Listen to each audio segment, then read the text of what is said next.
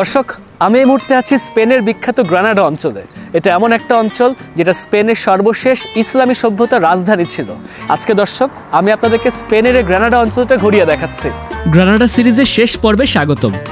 স্পেনের আন্দালুসিয়া প্রদেশের চতুর্থ জনবহুল শহর এই গ্রানাডা। আবহাওয়ার প্রাকৃতিক বৈচিত্র্যের দিক দিয়ে চমৎকার। সিয়েরা নেভাডা পর্বতমালা বেষ্টিত এই 2.25 লক্ষ মানুষের শহরে আপনি মাত্র কয়েকটা দিন থেকেই মনোমুগ্ধকর সময় পার করে দিতে পারবেন। প্রিয় দর্শক, স্পেন সফরের আগের 2টি পর্ব দেখার সাদর আমন্ত্রণ রইল।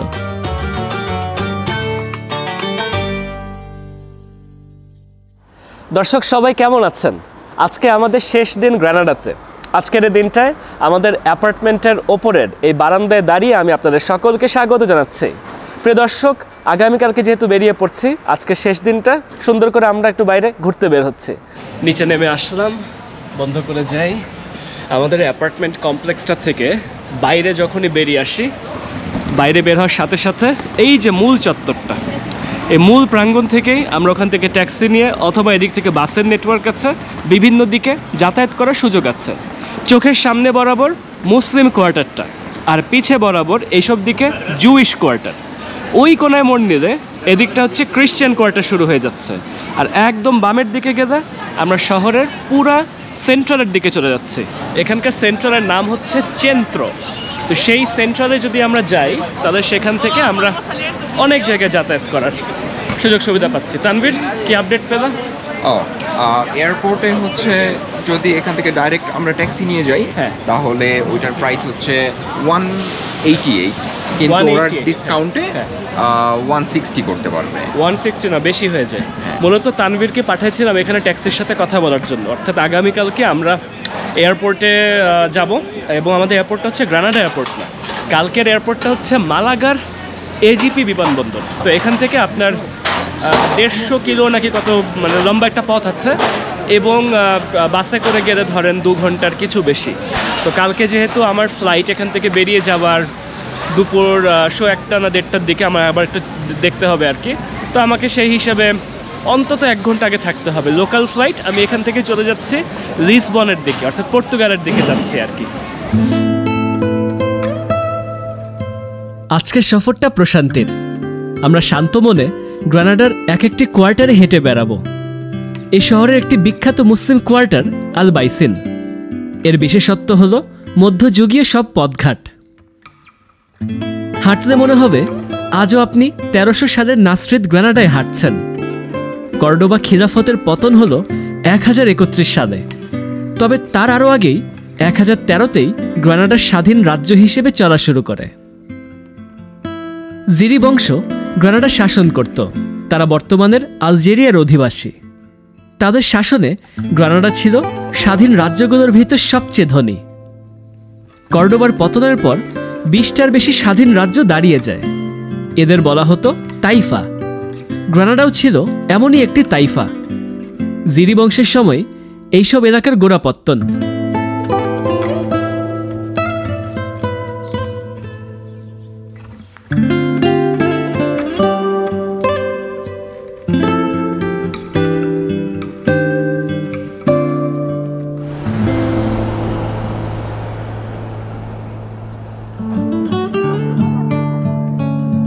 ওই দেখা যায় আলহামরা প্রাসাদ।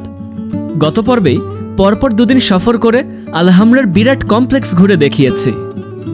জানেন কি, এককালে রাজবংশ আলবাইসিনেই থাকত, অর্থাৎ আমরা যে অঞ্চলে হাঁটছি। নাসরিদরাই জিরি বংশের কেল্লার উপর তুলেন তাদের শখের আলহামরা প্রাসাদ। এরপর রাজসভা চলে যায় ও পাশে, তবে মুসলিম বসতি থেকে যায় এই পাশে।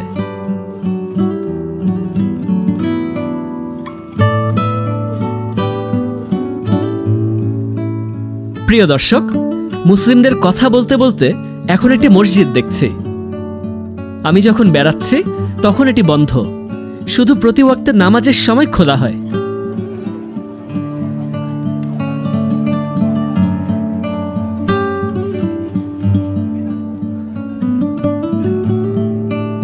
এখন যে এলাকা ধরে হাঁটছি এটি মুসলিম এলাকা। মরক্কোর ইসলামী সংস্কৃতির বেশ প্রভাব আছে। স্পেনে মরক্কোর মুসলিমের সংখ্যা আছে বেশ, সাথে স্প্যানিশও আছে। 30 লক্ষের কাছাকাছি মুসলিমের দেশ বর্তমান স্পেন। মসজিদ আছে প্রায় 2000। স্পেনের আন্ডালুসিয়া অঞ্চলের বিখ্যাত কর্দোবা মসজিদের কথা আমরা অনেকেই শুনেছি, তবে আমরা অনেকে হয়তো এটা জানি না, কর্ডোবা বাদেও সমগ্র আন্ডালুসিয়া অঞ্চলে আরেকটা বিখ্যাত বিশাল জামে মসজিদ ছিল। সেই মসজিদটা ছিল স্পেনের গ্রানাডা অঞ্চলের কেন্দ্রীয় জামে মসজিদটা।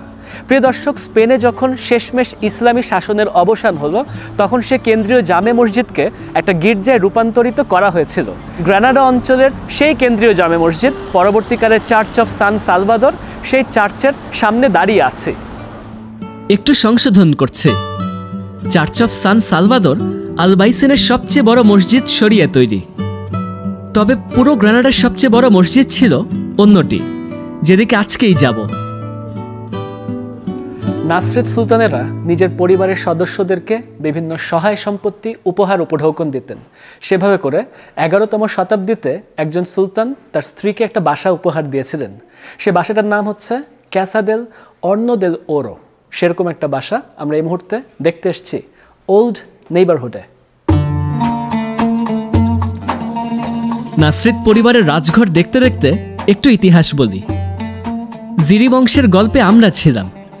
সব তাইফাদেরকে এক পর্যায়ে এক ছাদের তলায় আনলো মুরাবিদ সাম্রাজ্য।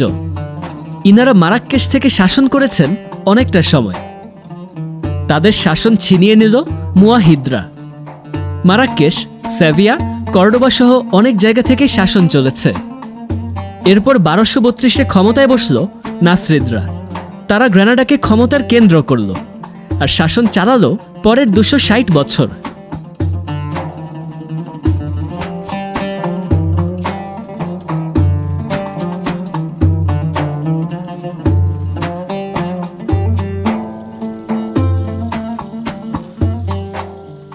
গ্রানাডা শহরে একটা চমৎকার ব্যাপার হচ্ছে, এই শহরটা এখন পর্যন্ত তার মধ্যযুগীয় ঐতিহ্যকে ধরে রেখেছে। দারো নদীর তীরে যে গ্রানাডা শহরকে স্থাপন করা হয়েছিল, সে দারো নদীটা আমি যে সড়কটা ধরে হাঁটছি আমার একটা পাশ দিয়ে বয়ে চলছে। প্রিয় দর্শক, আমি এখন যে সড়কটা ধরে হাঁটছি, মধ্যযুগে এই রকমের সড়কগুলোই রীতিমতন মহাসড়কের দায়িত্ব পালন করত। আজকেও শহরে বিভিন্ন গাড়ি ঘোড়া এমনকি পথচারীরা এই সড়ক দিয়ে শহরের মধ্যযুগীয় বিভিন্ন অঞ্চলগুলোতে যাতায়াত করছে।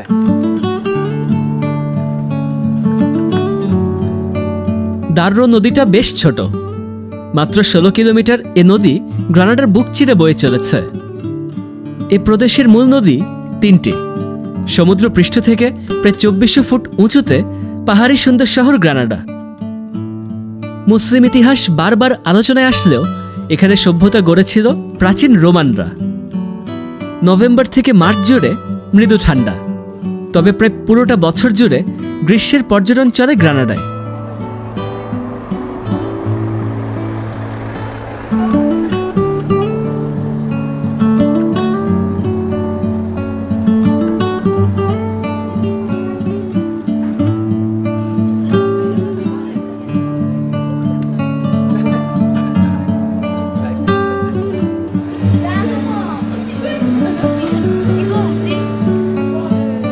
আমি এই মুহূর্তে শহরের পুরানো সময়কার একদম মূল মসজিদ প্রাঙ্গণে আছি।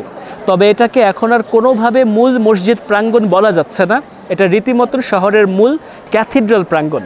প্রিয় দর্শক, যখন স্পেনে ইসলামী শাসনের অবসান হলো 1500 সালের দিক থেকে, মুসলমানরা যখন বিদ্রোহ করছিল, মুসলমানদেরকে শাস্তি দেওয়ার স্বরূপ প্রচুর পরিমাণে মুসলমানকে যেরকম খ্রিস্ট ধর্মে রূপান্তরিত করা হচ্ছিল, তার পাশাপাশি মুসলমানদের ধর্মীয় উপাসনালয়গুলোকে গির্জায় রূপান্তরের কাজ শুরু করে দেওয়া হয়েছিল। দর্শক, 1523 সালে শহরের একদম মূল যে মসজিদটা ছিল, যেটা এই জায়গাটাতে ছিল, সেই মসজিদটাকে ভেঙে তার উপরে এখানকার মূল গির্জার কাজ শুরু করে দেওয়া হয়েছিল। 1704 সালে এই ক্যাথিড্রালের নির্মাণ কাজ শেষ হয়েছে। শহরের মূল ক্যাথিড্রাল হিসেবে এটা গ্রানাডা অঞ্চলে এই মুহূর্তে রয়ে গেছে।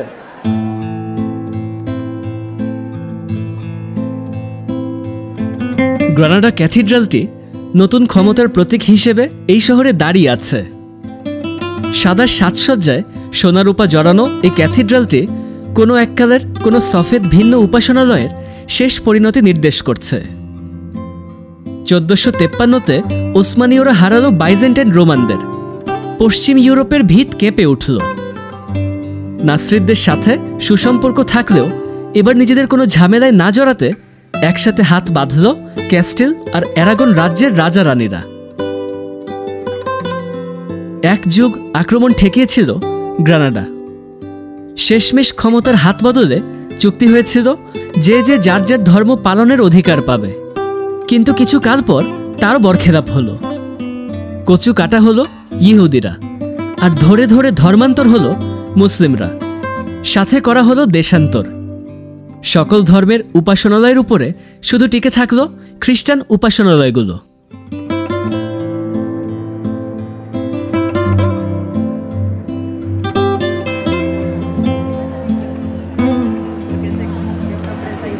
দর্শক, ক্যাথিড্রালের বাইরের চত্বরে বসে কেক আর কফি নিলাম, খেয়ে দেখি।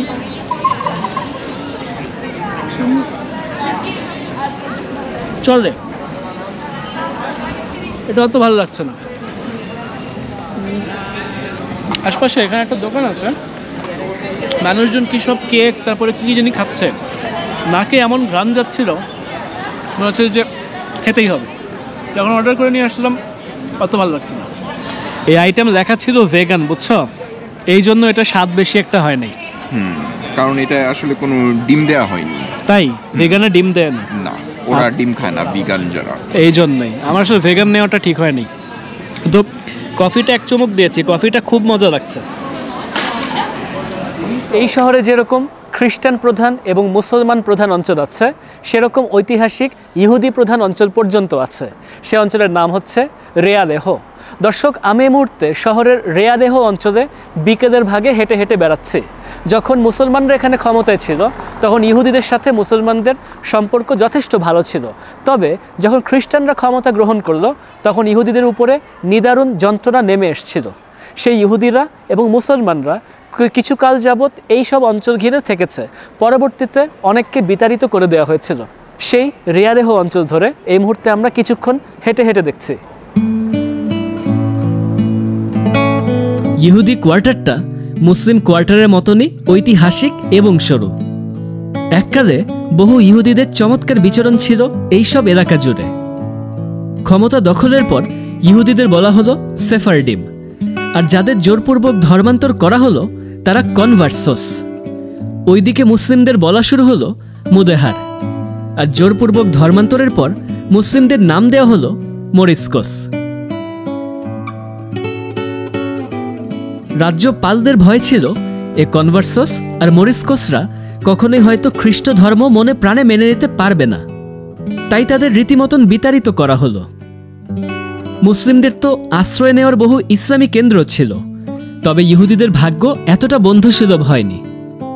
যাই হোক, আজকের রেয়াদেহ প্রাণচঞ্চল। অতীত ভুলে সে আবারও বহু ধর্মবর্ণের মিলনস্থল।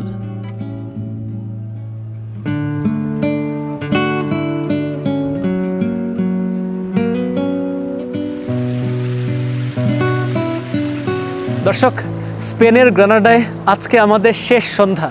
নীল আকাশের নিচে শহরে যে বাতি জ্বলে উঠছে, চমৎকার একটা অনুভূতি হচ্ছে। কিভাবে জানি দেখতে দেখতে 4টা দিন পার হয়ে গেছে।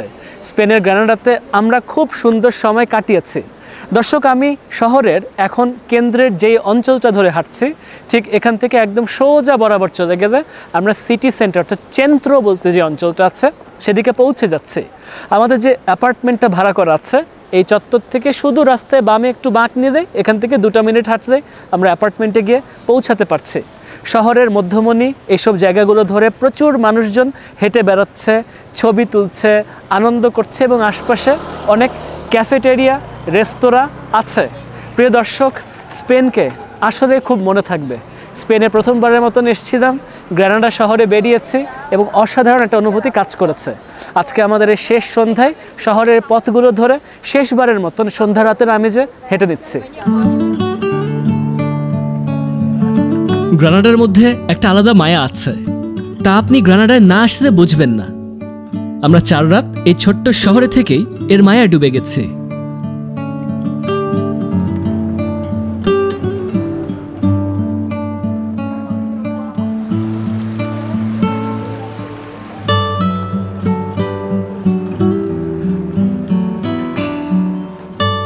হোটেল চলে আসছি। একটাই খালি অসুবিধা, এখানে এরকম সিঁড়ি বেয়ে বেয়ে উপরের দিকে ওঠা লাগে, 3টা তলা। তানভীর এখন আনলক করছে আমাদের হোম সুইট হোম। লাইট জ্বালাও তো। এই আমাদের বাসা, এই হচ্ছে আমাদের লিভিং স্পেস। জুতা খুলি, রুমের দিকে চলে যাই। এই সোজা গেলে কি একটা অবস্থা। এখানে তানভীর থাকছে, আর আমার রুমের অবস্থাও ভালো না। আজকে আমাদের শেষ রাতের ভোজ আর কি। ডিনারে আমরা একটা জাইতুন ক্যাফে বা জাইতুন নামের কোনো একটা রেস্তোরাঁতে এসেছি, এবং এটা যদি আমি একটু জানার চাই, excuse me, can you tell me this one is Moroccan restaurant or Moroccan, is it? Okay okay, thank you very much. আচ্ছা, এটা হচ্ছে একটা মরক্কান রেস্তোরাঁ। এখানে আমরা এর আগেও একবার এসেছি, আজকেও একবার এসেছি। এখানে খাবার খুব ভালো লাগে। এই যে বিরিয়ানি আইটেমটা নেওয়া হয়েছে, এটা প্রথমবার না, এর আগেও একবার তানভীর বিরিয়ানি আইটেম নিয়ে খেয়েছে। আর এর আগে আমি শর্মাটা খেয়েছিলাম এখানে, শর্মাটা খুব স্বাদের। দর্শক, আমি যখন স্পেনে বেড়াতে এসেছি, তার আগেও আমি স্পেনে আসার আগেও 2 সপ্তাহের উপরে আমি সফর করে এসেছি। তো স্পেনে থাকতে থাকতে প্রায় 3 সপ্তাহ গড়ায় যাচ্ছে, এবং স্পেন থেকে দেশে ফেরার সময় তার আগে দিয়ে আমি পর্তুগাল, এরপর চেক রিপাবলিক, এবং সর্বশেষে আবার সুইডেন। একটু এইভাবে করে আমি দেশের দিকে ফিরছি।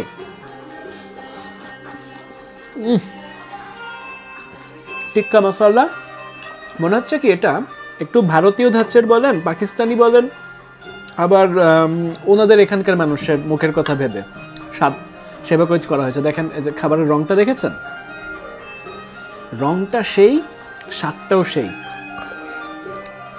মনে হচ্ছে মাংস মুখে দিচ্ছি আর গলে যাচ্ছে, খুবই স্বাদ।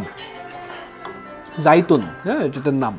আমরা যে যেখানটাতে আছি রেস ক্যাথলিকোস, একদম এখান থেকে বাইরে তাকালে ওই কোনা বরাবর আমাদের অ্যাপার্টমেন্টটা, মানে একদম অ্যাপার্টমেন্ট থেকে রাস্তাটা পার করে চলে আসলেই এখানে পৌঁছে যাচ্ছি। শেষ ভোজ চমৎকার। Thank you very much. Welcome. YouTuber vlog? Yeah, it's going on YouTube. Okay, this is the one. Okay, subscribe. Huh? Okay, thank you very much. Welcome. Thank you very much. Okay, I wish you good. Thank you very much. এটা খুব মজা লাগে আসলে, দেশের বাইরে আসলে অনেকে খুব আগ্রহ দেখায় ইউটিউবার শুনলে। নাও তানভীর, শুরু করো। তোমার কি এই আইটেমটা পছন্দের? হ্যাঁ, বিরিয়ানি যে আগে খেয়েছো? হ্যাঁ, ভালো লেগেছে? তাই সেকেন্ড টাইম আরেকবার অর্ডার দিলাম। আচ্ছা, এটা পড়ছে হচ্ছে 9 ইউরো করে, এটা পড়ছে 12.5 ইউরো করে। তানভীর থাকে হচ্ছে ইটালিতে, এবং ইতালির রোমে থাকে। আপনারা জানেন যে আমি মালয়েশিয়াতে আগে থাকতাম, এবং পৃথিবীর যে কোনো প্রান্তে যাই সেখানে মালয়েশিয়াতেই আমার বিভিন্ন কমিউনিটি যারা আমার সাথে কাজ করেছে বিভিন্ন প্রজেক্টে, তারাই আমাকে সময় দেয় পৃথিবীর নানা প্রান্তে। ফাত্তাকে আপনারা চেনেন, ফাত্তা হচ্ছে জার্মানিতে থাকে। এর আগে আমাদের সুইজারল্যান্ড সফরে, তারপরে হ্যাঁ সুইজারল্যান্ড সফরেই ফাত্তা ছিল। এমনকি জার্মানিতে ফাত্তার বাসায় গিয়েছিলাম, জার্মানিতেও ফাত্তার সঙ্গে আপনারা ঘোরাফেরা দেখেছেন। এটা 2023-এর আমি ইউরোপ সফরগুলো বলছি। ফাত্তা আর তানভীর হচ্ছে একই বিশ্ববিদ্যালয়ে, ওরা বন্ধু। এবারে সফরে ফাত্তা থাকার কথা ছিল, তো কোনো কারণে জয়েন করতে পারেনি আর কি। তানভীর, সামনে কোথায় যাচ্ছ? নেক্সট উইক যাচ্ছি হচ্ছে অ্যাথেন্স, গ্রিস। অ্যাথেন্স, তার মানে এই ভিডিওটা আপলোড হতে হতে তোমার অ্যাথেন্স ঘোরা শেষ হয়ে যাবে। আচ্ছা, এবং অ্যাথেন্স থেকে ওখান থেকে রোমানিয়া যাব 3 দিন থেকে। হ্যাঁ, রোমানিয়াতে 2 দিন থাকবো। এরপর যাব হচ্ছে আলবেনিয়াতে, আলবেনিয়ার রাজধানী তিরানাতে। ওখানে জাস্ট 1 রাত থেকে, ওখান থেকে আমি রোম ব্যাক করে ফেলবো। তারপরে না তুমি থাইল্যান্ড না কই কই যাচ্ছ? হ্যাঁ, ওটা যাচ্ছি হচ্ছে এপ্রিলে, 2 মাসের জন্য। ওকে, কারণ তখন আমার হলিডে থাকবে, পড়াশোনারও চাপ কম, তো একটু মাথা ঠান্ডা করতে। আর আমরা এই ভিডিওটা রেকর্ড করছি হচ্ছে ফেব্রুয়ারিতে, তাই আমাদের জন্য এপ্রিল হচ্ছে ভবিষ্যৎ। নাও খাও তুমি। পরদিন আমরা 9 ইউরোর উবার ভাড়ায় গ্রানাডার মূল বাস টার্মিনালে গিয়ে পৌঁছালাম। সেখান থেকে সরাসরি মালাগা বিমানবন্দর বরাবর বাস ধরলাম। জনপ্রতি 15 ইউরোর আশেপাশে খরচ পড়ল। মালাগা আন্তর্জাতিক বিমানবন্দরে আমরা এখান থেকে দুপুরের ফ্লাইট ধরে আমরা যে যার পথে। তানভীর ফিরছে হচ্ছে ইতালিতে, আমি চলে যাচ্ছি এখান থেকে পর্তুগালে। যদিও পর্তুগালে আমি ইউটিউব ভিডিও বানাচ্ছি না আপাতত, ফেসবুকে টুকটাক কিছু কাজ করতে পারি। প্রিয় দর্শক, আমাদের যে গ্রানাডা সফরটা যা কিছু করতে চেয়েছিলাম মোটামুটি সব কিছু করেছি, তবে একটা জিনিস বাকি রয়ে গেছে। বলো তো কি? হামাম দেখা? না না, আমাদের গ্রানাডাতে বাকি রয়ে গেছে হচ্ছে তাপাস খাওয়া। তাপাস খাওয়া বাকি রয়ে গেছে। তো তাপাসটা স্প্যানিশ সংস্কৃতিতে খুবই জনপ্রিয়, তো এটা আপনারা আসলে অবশ্যই খাবেন। আমরা কেন জানি 4-4.5 দিন থাকলাম, তারপরেও আমরা তাপাস একবারও মুখে দেইনি, কোনো না কোনো কারণে এটা বাদ পড়ে গেছে। তো প্রিয় দর্শক, এটুকু জানিয়ে রাখছি, আমাদের এবারের যে সফরটা দুটা মানুষ মিলিয়ে বাংলাদেশি টাকায় প্রায় 1,35,000 টাকার ভেতরে আমাদের এই সফরের খরচটা ছিল। এর মাধ্যমে তানভীরের ইতালি থেকে এখানে এসে ফেরত যাওয়া এবং আমার প্যারিস থেকে এখানে আসা এবং এখান থেকে পর্তুগালের ফ্লাইট আর কি, সব কিছুর খরচ, হোটেল টোটেল সব কিছু মিলিয়ে আমি এটা যোগ করেছি। তবে বাংলাদেশ থেকে ইউরোপে আসার খরচ এর ভেতরে অন্তর্ভুক্ত ছিল না। তো আমাদের গ্রানাডা সফরটা চমৎকার গেছে এবং পরবর্তীতে আমাদের আরও কোনো সফর একসাথে হয়তো হবে। হ্যাঁ, ইনশাল্লাহ ইনশাল্লাহ। তো সবাই ভালো থাকবেন, সুস্থ থাকবেন, এই চ্যানেলটাতে সাবস্ক্রাইব করে সাথে থাকবেন। সবাইকে ধন্যবাদ।